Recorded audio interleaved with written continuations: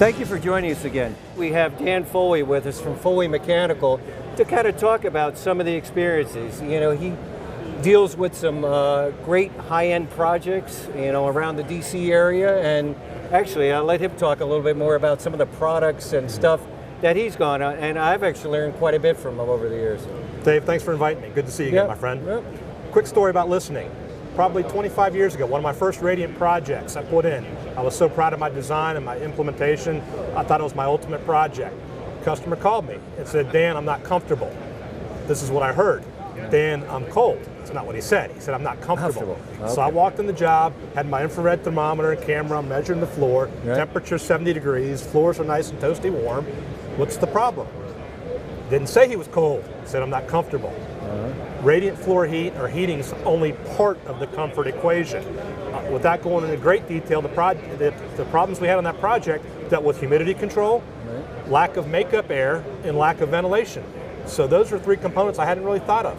And once we fixed those issues, the problem was solved. Key thing is listen to the customer. Right. Well, you know, and that's what I take away from you. I remember sitting in, you know, one of the seminars you gave it back at the RPA convention, and you know, you guys do Radiant, that's all great, but there's the big picture here. You know, again, indoor comfort, and you know, again, so many times blinders on where I do Radiant, I do floor heat, you know, but it's that whole package. So. And Radiant's critical. I love Radiant heat. It's one component of the comfort equation. And I look at us as the contractor is leading the orchestra, so to speak. So Radiant, yes. Now you've got indoor, you've got ventilation, you've got humidity control, dehumidification, humidification, solar gain. Those are all parts of comfort, and you have to control that. You can't just pawn it off to the HVAC guy or the plumber and concentrate just on the heating. You got to control all of it. Right. Yeah, how many times you walk in a job and there's two thermostats? Got one for the heating system, and then another guy did their cooling and never integrated or even talked to each other. Right, and then you get the phone call, I've got no heat, and they're pushing the cooling thermostat, and the heating thermostat's off. Then they say, well, by the way, I'm not going to pay you for that. Right. So to me, that's a bad design. Right. Bad design. And if we did that, then it's on me to design a project where you can control the system through one interface, not multiple interfaces. Right. So, I mean, how do you start a dialogue? Are you usually working with an engineer or with a homeowner or a general contractor? How do we start, like, you know, like we said, listening? You know, how do we actually find out what that customer is looking for? For me and my company, I found the architect's key. Now, we do commercial projects where you are dealing with a PE, but I'm talking about strictly a residential project, and the architect's the ringleader and brings us aboard early on in the design phases. I had one architect that designed the job, rolled up the plans, gave them to me and said, here, design a mechanical system. I can't work that way. There's got to be interaction, coordination, collaboration. You can't design a mechanical system independent of the architecture. You got to collaborate with the architect. And I've got 5 or 6 architects that we work with where we have that collaboration when it's still on paper, not when it's put into concrete, steel, and glass where you can't do anything about it.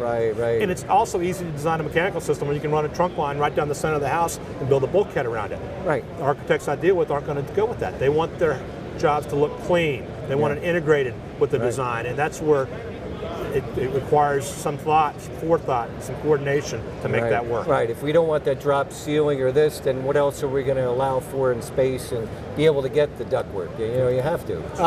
The other thing is, what about space? Like you said, it's good to meet with the architect, but how many times, the bigger the job, the smaller the mechanical room, the joke is, you know, and then you're with the alarm guy and the cable TV and, you know, connected devices fighting for a wall.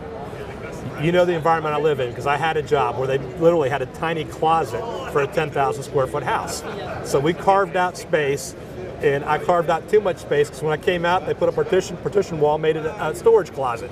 I mean, I'm telling you, we fight for space on every job. Storage takes precedence over mechanical. It's crazy, but yeah, you absolutely. And I put it in my contracts. This contract's contingent upon the architect and the GC providing sufficient mechanical room for proper installation and service. You can't jam it somewhere where you can't service it. You're right. You could do anything, shoehorn it in, but what are you going to do if there's a problem? So I mean, but that's great. Lessons learned along the way where, I can do that, and then all of a sudden they change the parameters and you show up and you know what happened. And you've done them a disservice by jamming it in a place where you can't properly install it or properly service. You've done the client a disservice. That's what someone has to step up and tell the architect, it's your responsibility, you've designed the house, you got to give us sufficient space to put in this mechanical system.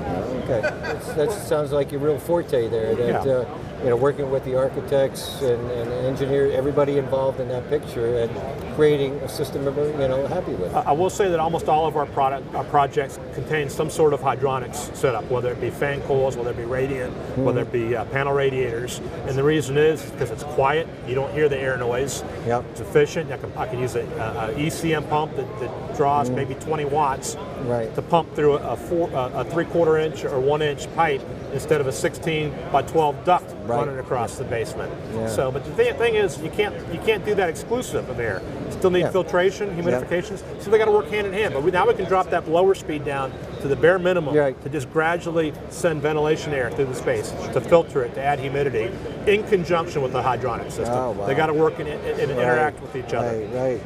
Well, that was awesome. We just kind of bring it a full circle here. As we started, you got to think more than just radiant. You got to think big picture, indoor comfort, and listen to your customers. So that was awesome, Dan. I really appreciate it. Look forward to getting again and talking about it as my project progresses.